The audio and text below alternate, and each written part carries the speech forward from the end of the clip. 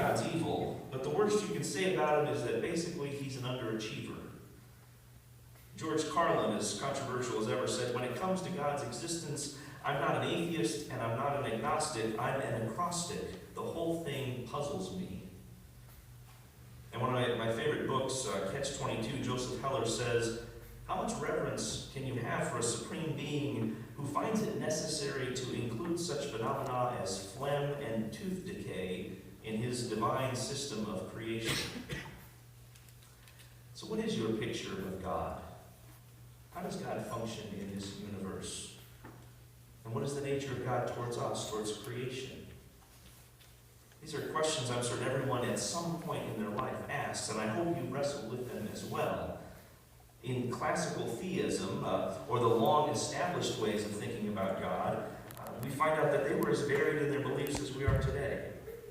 Many of those old beliefs are still the standard in many churches and religions. God is the gray-haired old man looking down at us in white robes, keeping a silent scorecard of all the good we do and all the bad we do. Many evangelicals today tend to think of God as unchanging, never to be trifled with, but loving, as long as you merely place all your faith in God and ask Jesus into your heart. After that, there's not much more you need to do other than live a good life and be a good person. But that's not the only form of thought about God you can have.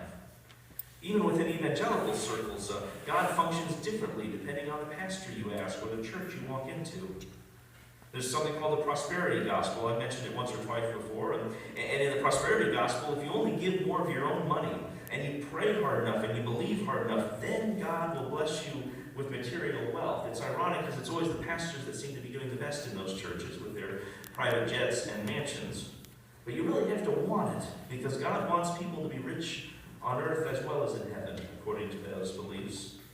And by this approach, those people who are wealthy must be special in God's eyes, while those who don't have it, for some reason, must be cursed.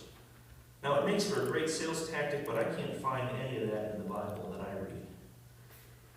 Likewise, there are pastors who will tell you that God still functions like the Old Testament God, punishing the disobedient for their sins with things like hurricanes and earthquakes and famine and other disasters.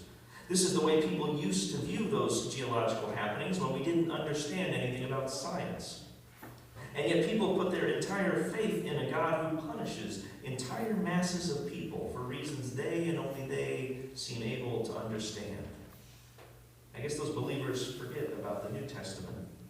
Christ's words that God has no intention of hurting or punishing people, especially innocent children or elderly people in regions most affected by disasters. Those people don't cause harm to anyone, yet get caught up nonetheless. One of the many proposed reasons that Christ went to the cross by some of these beliefs is to save us from God's punishment, the wrathful God. But not all theologies agree with that sentiment. Theological questions are risen about whether God is masculine, whether God's a manly God or a feminine God, with some going as far as calling God she or her. I prefer to simply call God God. I would imagine that there's no gender identification, that God's a much larger being than we can fathom. And many theologies, and yes, many biblical references you read, point to both masculine and feminine traits describing God. So it makes sense to me on both sides to not pick a side at all.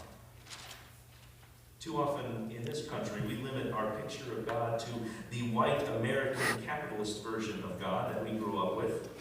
The Billy Graham picture of God, maybe.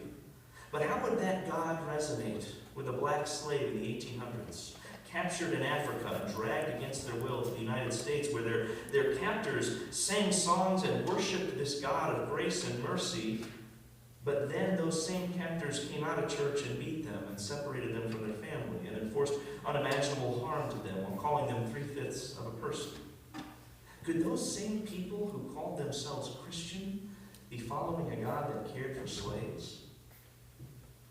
New theological movements have started in both Latin America and in African American communities called liberation theology. In liberation theology, God is not a God looking to bless the blessed and the already powerful and the already affluent. No, in liberation theology, God is a God for the suffering. God is on the side of those being hurt and persecuted and oppressed by the affluent people of the world.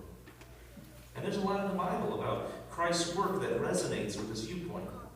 Almost all of Christ's earthly ministry was about people who were suffering, who were in the lower classes, the lesser folk of the world. So in this more recent movement, it provides a picture of God who isn't just selling salvation insurance for the next life, but who wants to change the hearts of oppressors and release captives who are enslaved right now, in the present, in this life. We have womanist and feminist theologies now who take this same picture in regards to misogyny or the power and influence of men over women in the history of humankind. The Bible, all 66 books, were written and translated by men throughout history. And in these stories, there is a very male-centric bias in the text. In fact, there's some stories and authors who wouldn't even give women names in the stories. They just weren't as important to the stories. Feminist theologians challenge us to think about what it means to read the Bible from a woman's perspective, especially women who historically had been treated miserably by male-dominated cultures. Does God truly favor firstborn men in families like it's described in the Old Testament? Can women preach from the pulpit, knowing what we know about the Easter story and the women who were told to share the good news? Does God want women to be leaders and have power over men? These are questions that come as a response to many of these classical theological perspectives shaped by churches who had been led